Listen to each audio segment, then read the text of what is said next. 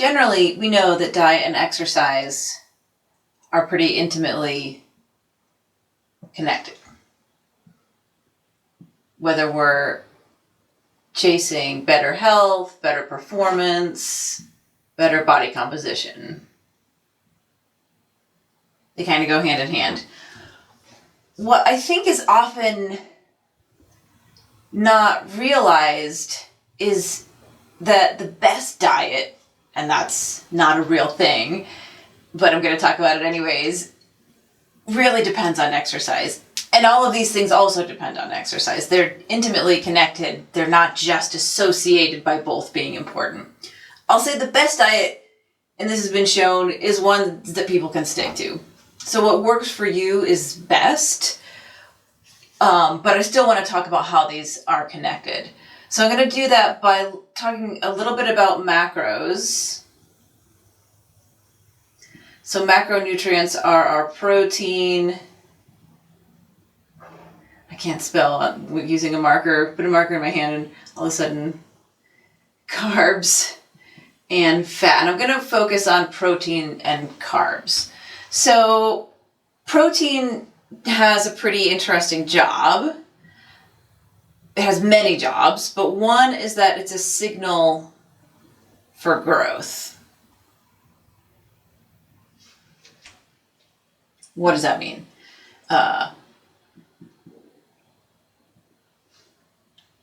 It affects hormones, growth factor hormones, but what these do depend on what your body is doing. If you are doing any kind of resistance training, generally when we talk about resistance training, that means lifting weights, but it applies to body weight exercises as well. It's going to signal growth of muscle. This is our muscle protein synthesis. And we want this, even if we're looking to lose fat, you're going to burn more fat at rest if you have more muscle. You'll perform better. Health is better. Bone health is better with more muscle, etc. Now, there are some associations, not necessarily causal, so correlations of protein and cancer. And I'm going out on a limb here. This is my tree. Drawing a tree. Jen. On a limb. When we have high protein plus low exercise, this is when our growth signals get messed up. I'm not saying, of course, that anyone with cancer, this is the reason, or that this is causal for cancer. It's absolutely a correlation. But the signal for protein in the bottle is to build muscle. We need to be doing resistance training for that to work properly. That's not really that part is not up for debate. So carbs, moving on to carbs. These fuel, when it breaks down to glucose, fuel our intense exercise.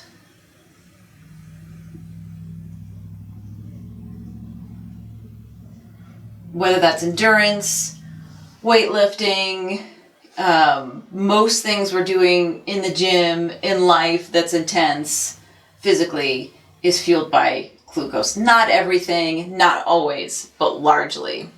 So we really need to be having our carbs, having our protein with our exercise in order for that to work properly. Body composition is also positively affected by carbs. I know they have a bad rap, but they are stored in muscle as glycogen, so they help our muscles be healthy. In blood sugar, there's usually just a little bit in blood sugar, in the liver, and of course can be converted into fat. But this is not going to happen as much if we're undergoing our intense exercise and things are working properly. If we are eating a lot of carbs, especially if these are sugary carbs, and not exercising, carbs without exercise, we're going to end up with blood sugar problems. Not necessarily diabetes, but that's the direction that we're going to be headed.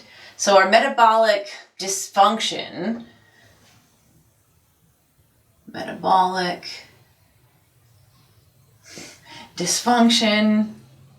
badness, is pretty tightly correlated with lack of exercise. The other really awesome thing about exercise, and I didn't get a list ready, this is going to reduce inflammation. This is my arrow. Building muscle, increases health, it's good for immunity, immune system, energy levels, it's good for sleep, which have positive impacts on health. The actual effect of exercise on body composition is not always clear and not always what we're expecting. The fat loss comes more from what we do with diet, but the point here is that what you do with your diet works best when you're exercising. And when you're exercising, it works best when you do, appropriate things with your diet. Eat your carbs so that your exercise goes well. Eat your protein so that muscle synthesis also goes well.